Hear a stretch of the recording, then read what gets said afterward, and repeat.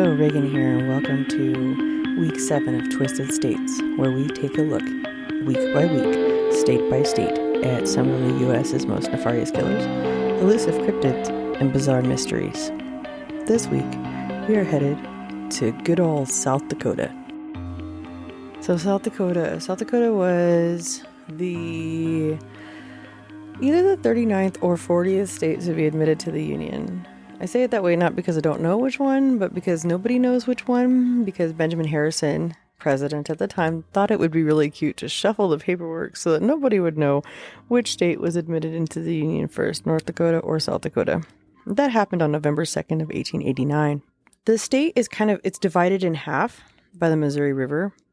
The locals call it like East River and West River. And the majority of the state's population is actually on the eastern side of the state, the eastern side of the river. And then the western side is more mountainous. And that's like the home of the Black Hills, which is a bunch of like low pine covered mountains that are considered sacred land by the Sioux. So there's a whole bunch of backstory that I'm not emotionally prepared to share. But basically, when I was 9 years old, my grandmother put me in a 1980 Regency 98 Oldsmobile, and we moved from Las Vegas, Nevada to Deadwood, South Dakota. She was called up there to run a tour in a place that she used to work at that was no longer open in the capacity that it was when she first worked up there. Thankfully, because I was 9. It was 1986. And she went to Deadwood, South Dakota to run the Green Door Brothel tour. I had never been out of Vegas. Then actually I'd never really been out of Nevada at that point. So it was quite the experience. Culture shock. It was beautiful up there. The Black Hills are absolutely breathtaking. And Deadwood, back then, this was before they legalized gambling, which happened, I believe, in 89. And it was beautiful. It was such a nice, quaint little town. It was a tourist town, but it was just like they restored the original cobblestone on the street. I used to go and sit in the big rocking chairs on the front porch of the Franklin Hotel. I spent many, many hours hanging out in the library there. I used to go wander around in the woods, go up to the cemetery, climb up to White Rocks. And besides the Boot Hill Cemetery, there was also another cemetery that was hidden and lesser known by the public at the time, down at the other end of town if you went up Burnham Hill. And that hill was like, when you looked at it, it just looked like it went straight up. It's like climbing a wall to get up that hill. I spent a lot of time running around and I was a, streetlight kid. So I got to get out and do a lot of really cool things while we were living there. It was also a weird situation too, because at the same time, being the new kid and being such an outsider, being from another state and everything, and being from Vegas of all places, I was teased a lot, and the kids were pretty mean there. But I had one or two good friends, and that's all that really mattered, so it wasn't all bad. But we spent the first season, I will never forget, that was the craziest summer of my life, and has stuck with me my entire life. Here we are, almost 35 years later, and it's still fresh in my mind. The building that we were staying in was the Green Door, and there were 4 buildings there, but all the other buildings were empty. And we were upstairs. Downstairs used to be a saloon, but it was closed, and we were it's a small town, so we weren't really that isolated, but technically kind of, But there were big wooden barricade bars that went across the doors and several deadbolts. The place was super fortified, so I didn't feel unsafe. And it was only my grandmother and I living there while she was giving the tour. My uncle was there later on for a short while, but for the most part, it was just my grandmother and I. And she was giving the tour. We lived in the madam's quarters, which also have their own, like locks and stuff, you know. But there wasn't a restroom in the madam's quarters. There was a kitchen, a little kitchenette, but there was no potty. The bathroom was down the hall and on the other side of the front door. One night, in the middle of the night, I got up because I had decided to indulge in one too many Dr. Peppers with my dinner and had to wander down the hall to use the restroom. And as I was going down the hall to use the restroom, I saw somebody coming out of said restroom, heading down the hallway, going toward the other rooms that were in the front of the building on the other side of the door from where the madam's quarters were, where we stayed. All I saw was some long blonde hair. It looked like a fall or a wig, you know, and a pink chiffon robe and nightgown. And I didn't see any feet. All I was thinking about at the time was how I had to go. I was in a hurry to go to the restroom. So I ran, and so I got in there, did my business. And as I'm sitting there, it clicked in my head. I was like, wait, what? There's not supposed to be anybody else here. And, you know, like sitting there on the toilet, it was like, you know, the push-pull thing they do in movies with the lens, you know, like all of a sudden, like the walls were closing in on me. And at the same time, the room was getting gigantic. And I was terrified. And I realized that I had to go back out of this room and back into my bed where my grandmother was in the madam's quarters.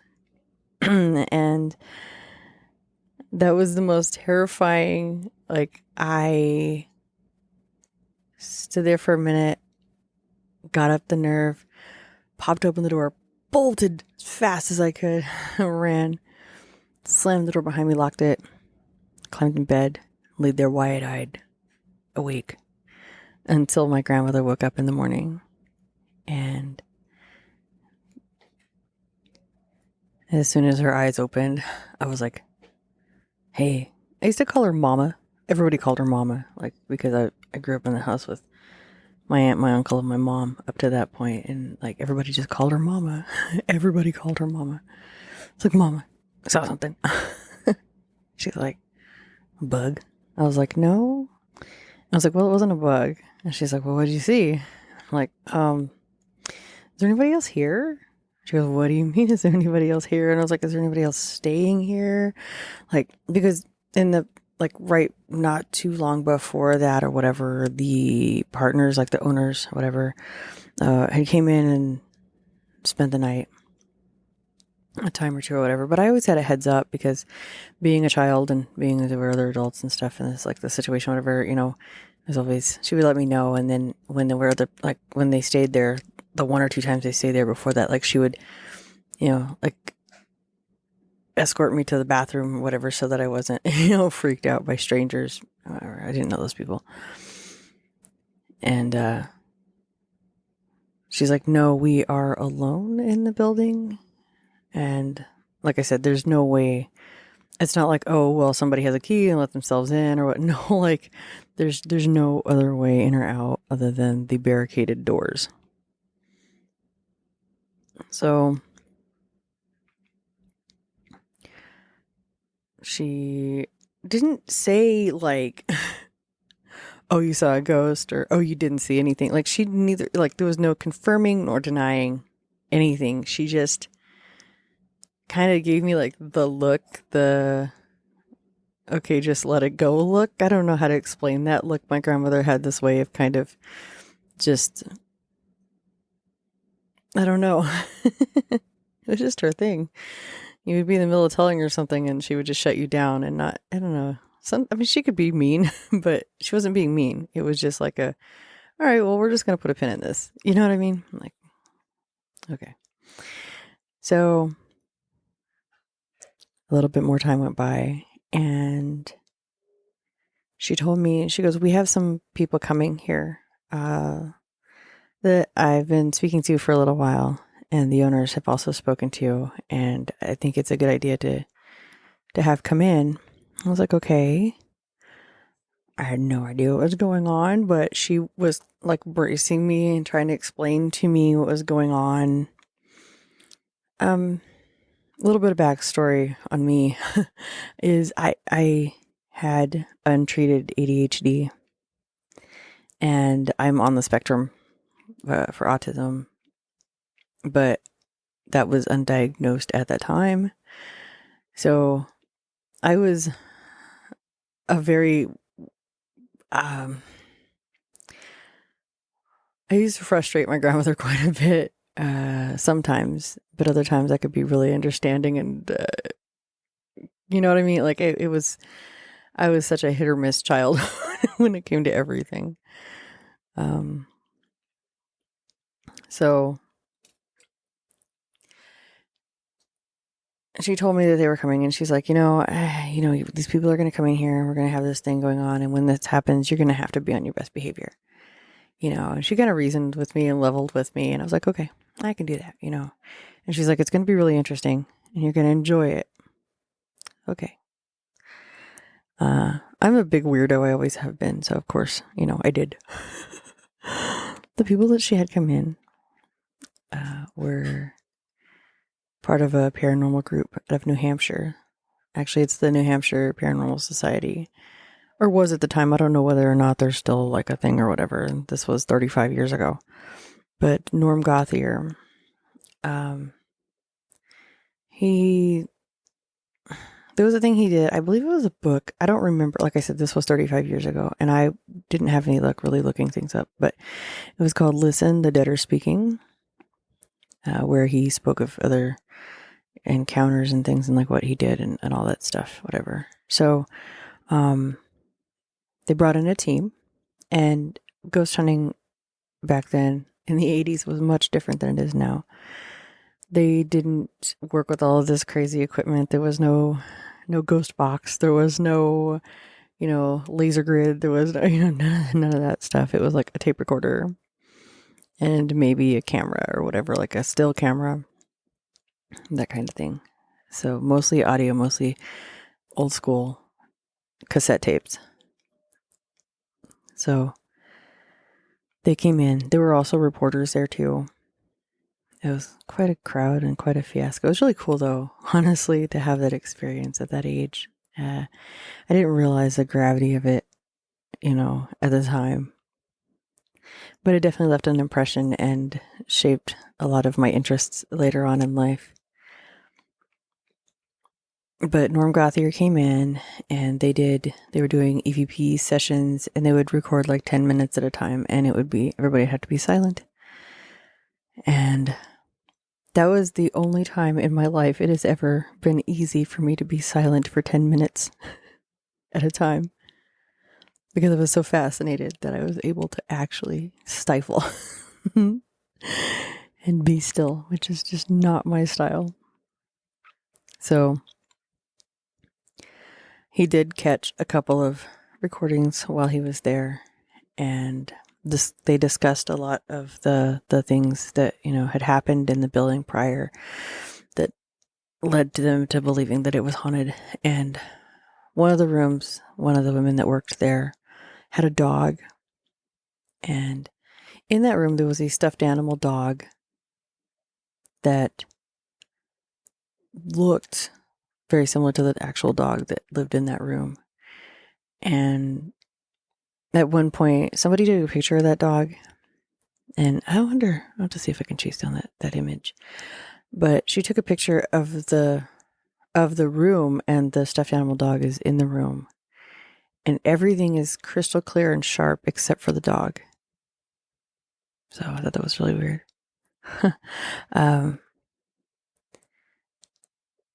The madam's quarters, the madam used to have a little dog, and sometimes at night you could feel like, like when an animal comes and lays on top of your blankets, like next to your feet or whatever. And there was an actual indent in the bed that could be seen. But besides animal hauntings, the front rooms where I saw the apparition disappear toward, there was a woman that had an altercation with a client, and it was believed that it was like over money or whatever, or some frivolous thing, and he strangled her and put her in the closet, and she didn't immediately die, so apparently he was pretty violent about it, and it's believed that was that she haunted there. And after talking, and I actually got to speak with everybody and tell them my experience that I had, it's believed that that's probably what I saw, or who I saw was her ghost. And I did not know about that. That happened in the 30s. It was believed that it was in the 1930s that she was strangled and left for dead in a closet. So, yeah, absolutely terrifying, but fascinating.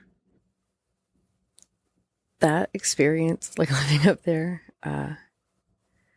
paved the way for me. And it's so strange and it's so funny because you would think, like, being that I believe that I saw what I saw, that I would just be like, yes, I've seen a ghost, But part of me is like, did my brain create that? Did I maybe hear the story before and not like absorb it fully, like on a conscious level, but totally picked it up subconsciously and just create that? I was 9, like there's no telling what.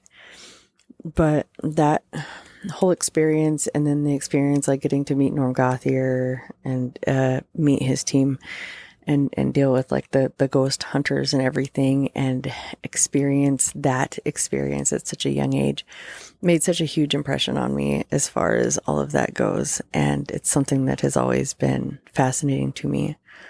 And I've participated in a lot of like hunts and stuff, whatever, but not in the commercialized cash grabby kind of way. More in a more like muted and controlled environment with less theatrics and all of that. But that's been a few years too since I've actually done that. I've always kind of like thought about getting back into it, but like I said, I don't want to do some crazy. I don't want a bunch of people just running around trying to jump scare each other. I want to actually do it proper. Because it is something that definitely fascinates me. And I am a die-hard skeptic, despite, I could give you a laundry list of experiences I've had. And, I guess it's just my lame coping mechanism to be like, well, it was just my brain. Oh, I was just tired. Oh, whatever my lame excuse is for excusing those things like they didn't happen or whatever. But it would be nice to at least attempt to get some real proof. And, I don't know. But there you have it. There's my story of my first ghost experience as a child in Deadwood, South Dakota, in the Green Door brothel at 9 years old. Anyway. Okay, so my grandmother, I'll give you a little bit of a story on her. Her name was Juanita Celaya, or Nita Celaya. She went by a lot of different names. Her working name was Lee. She worked all over the country for about 20 years, and she tended to work in houses. She didn't work like on the street or with like a pimp or anything. She worked in a house with a madam, so that it was more of a controlled environment and about as legitimate as you're going to get in that profession, as far as like money goes and safety and things of that nature, because they would have, physicians come in and check the girls over on a regular basis. And there were people there in case somebody got out of line. and things like that. So it was a pretty controlled environment. But she worked in houses in Nevada, up in Carson City. She worked in houses in Deadwood, obviously, and she worked in Texas. But I believe in Texas it was like in like a motel setting or whatever. And then that's where she got started. And then she found out about the houses and got into those because it was, like I said, safer and more controlled environment. And there was a point where she attempted, my uncle told me this story. There was a point where she attempted to get a job working at the chicken ranch in Texas, which was the house that they made the movie Best Little Whorehouse in Texas, was based on the chicken ranch. And the madam there told her, no, I'm sorry, you're a little bit too well known. You have a little bit too much of a reputation. We're a little too well known for us. No, it's a little too, too spicy for us. Sorry. But she was also part of the operation that eventually closed down the houses in Deadwood. And there was a lot to that woman. She, as a child, she had a history of abuse. 2 of her children belonged to her stepfather. She just had a rough go, and a lot of untreated mental illness, and never really learned how to handle all of the trauma and stuff that she went through when she was younger. She passed away in December of 2020. I have her ashes right now. They're actually sitting on the shelf right here by me. And I also have her cat. Because when she passed, there was nobody else to take her cat. So I have her cat. She called him Zodiac. I call him Poseidon. I renamed him. Which probably would have totally just ticked her off. But that's not my goal. It just fits him because, not like Poseidon, but like Puss Hayden. When I first got him, he was very much an indoor-outdoor cat. He wanted to be outside. And it wasn't comfortable with that. My cats are indoor cats. I don't like to let them out, especially in my neighborhood because there's dogs and crazy drivers. And I live in the city, it's really scary to have an animal like that outside. But he would go hide outside, like under my shed and stuff. And I'm looking everywhere for him, freaking out. And, and so that was kind of a joke. That's how I ended up with his name. And now he's basically an indoor cat. Every once in a while, he'll kind of decide he wants to go outside, but he'll go outside and poop in the yard or something and then come right back in. He doesn't go out much, especially right now. It's really hot outside. So sometimes he'll go out for a few minutes in the middle of the night when it's coolest, and then he comes back in. He doesn't really outdoors very often anymore. He's a lap cat now, completely spoiled rotten. So yeah. But there you have it. I am quickly approaching almost a half an hour. I'm going to go ahead and cut this episode here. And I would request that you please go check out Twisted States on Instagram and throw me a follow. And if you have any questions, concerns, things you want to share, whatever, please feel free to message me over there. It's the easiest way to get in touch with me. Twisted States on Instagram. All one word. Spelled the way it's supposed to be. No weird numbers thrown in there. Anyway, check it out. And I will talk to you